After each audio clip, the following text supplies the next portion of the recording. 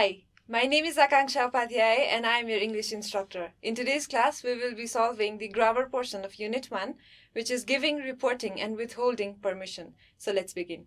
Today we will first go through the engage yourself portion, then we will go for time for grammar and solve the question given in our textbook. Before going through the exercise, we will first discuss about what a permission is. Permission is an action of officially allowing someone to do a particular thing. I'm pretty sure while you're at school and your class, you ask your teacher about going for toilet. So you say, "May I go to toilet, sir?" And this means you are asking your teacher if you can go out for toilet. So that is asking permission. So formally, it is an action of officially allowing someone to do a particular thing. So now what do you mean while we say withhold permission? So withhold permission means not giving the permission. So if your teacher says, "No, don't go to the toilet," that's withholding a permission. So withhold means not allowing permission or deny permission. There are so many ways we can ask for permission, and we have to use the modal verbs in order to ask for permission. So what are the modal verbs? The words such as can, could, may, would, etc. are the modal verbs. Now you can ask permission by saying, "Can I go to the toilet?" So here we have can I plus verb. So the sentence is, can I go? Now go is a verb plus object. So to the toilet. Can is in use for informal permission. However, a little more formal is could. So it's more formal. You can use could with the structure could I plus verb. So you can say, "Could I use your cell phone to call my mom?"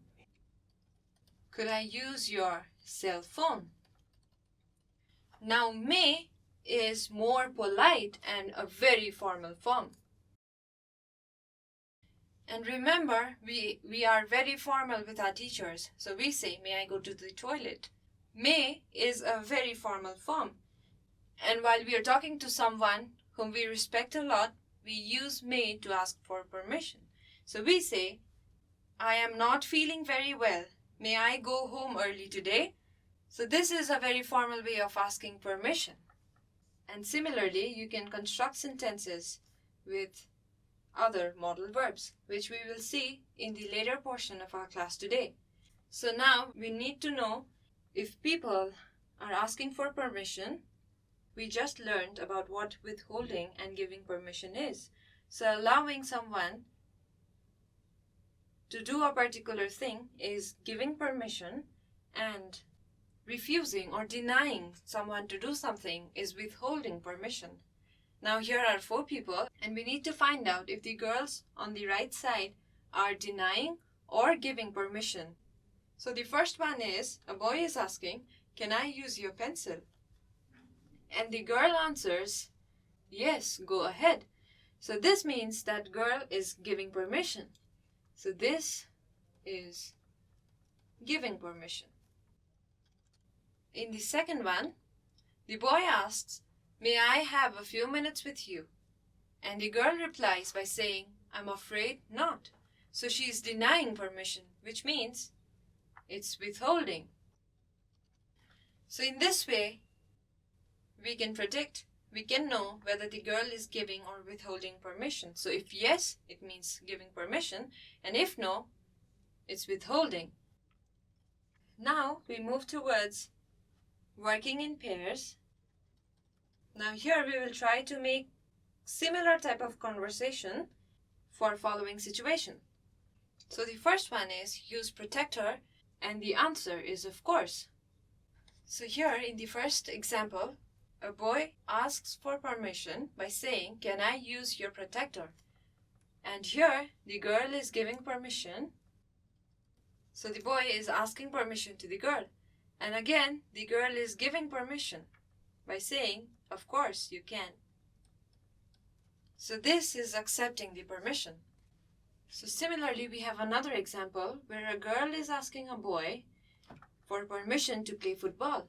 So she says, "May I play football with you?" So this is asking. And the boy replies by saying, "I'm afraid I can't let you join the team." So this is withholding. The boy withholds the permission. Now next, we are going to join sentences and make as many sentences as possible. So here are a few phrases and we need to match them in order to make sentences. So here, the first one, we can say, "Can I use your cell phone to call my mom?" So this can be our first sentence. Similarly, we can also say, "Can I use your camera to take photographs?" So this can be the second sentence. Similarly, "Can I go to the bookstore to buy some books?" So this is again not wrong. So here we have the third sentence. And finally, "Can I go home to take a rest?" This is not a wrong sentence either. So here we're making 4 sentences with can and the group of words that we have. However, we cannot say, "Can I use your camera to call my mom?" Because we never use camera to call people. Instead, we use camera to take pictures. Similarly, we can't say, "Can I go to the bookstore to call my mom?" So you're going to a bookstore, so of course you're going to a bookstore to buy some books and not to call your mom. So we can be logical and make sentences. Now, second set of sentences can be made by using may. Now you can say, "May I use your cell phone to call my mom?" So here we have the fifth sentence. Similarly, we can say, "Is it okay if I go to bookstore to buy some books?" So this is another valid sentence. Similarly, you can make as many sentences as it allows us to make. So I will list very few sentences for you. "Is it okay if I go home to take a rest?" So this is a valid sentence.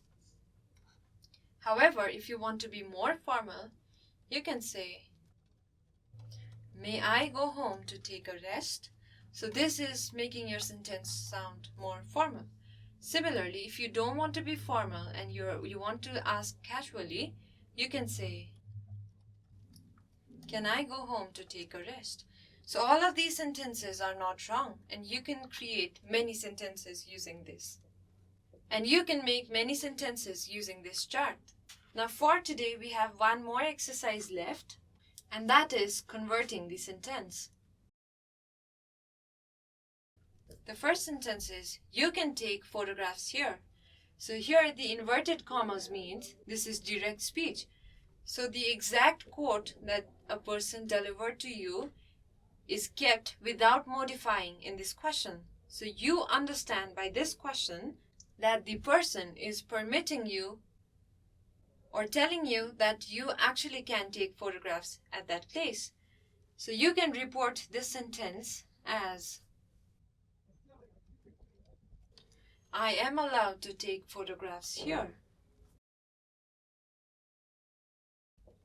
The second sentence is, "Don't let them leave the school." So we can report this speech as, "They are not allowed to leave the school." So here, in the inverted commas, we see them in the question, which means there is more than one person involved in the group who is not allowed to leave the school. So we put they. However, here the person tells me that I can take photographs here because it states you. So here I can write I. So I can say I am allowed to take photographs here because the person who's permitting me is talking about me, about a single person, while here in the second example we have a person talking about many people. So here we need to write they. So the final question is, let her sit here. So this means the person is talking about one person, one girl. So we can say in our reported speech, she is permitted to sit here. Notice that we do not change the tense of the sentences. And with this, we've come to the end of our class. We have 2 questions as our homework today. The first one is to rewrite in reported speech. The question, you can play here. This is a direct speech and you need to report it. So here, notice that we are talking about one person. And we just solved a similar kind of example, so I assume it won't be very difficult for you to solve it. And in the second question, we have, don't let them speak English in Nepali class.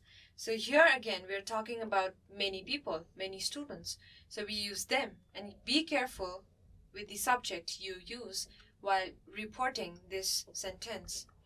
And second, you need to make sentences using would you mind and would you mind if I. So the structure for the first one is would you mind plus past verb. Would you mind if I take 2 minutes? And for would you mind if I, we use would you mind if I plus verb plus ing. So this is the hint for your homework, and I really hope you can solve this. And I assume that you can solve this with the hints that I've given to you. In between, if you have any questions, any suggestions, or anything that you wish to share with us, please feel free to write to us at learning@dearwalk.edu.np. Thanks for watching.